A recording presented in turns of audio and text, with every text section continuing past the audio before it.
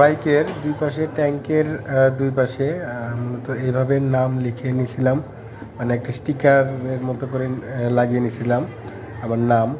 কিন্তু এটা প্রথম প্রথম ভালো লাগছে কয়েকদিন, তারপরে এই জিনিসটা ভালো লাগে নাই, তারপরেও রেখে দিয়েছিলাম। এখন প্রায় 6-7 মাস হয়ে গেছে।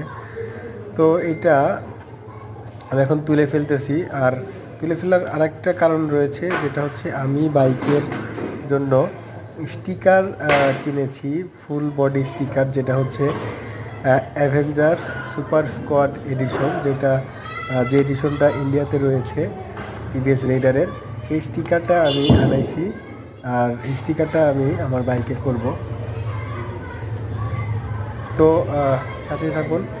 বাইকে স্টিকার লাগানোর পর আবার একটা ভিডিও করে আপনাদের দেখাবো, এবং ওইটা কেমন লাগে অবশ্যই কমেন্ট করে জানাবেন। আজকের মতো এখানেই বিদায় নিচ্ছি। আল্লাহ হাফেজ।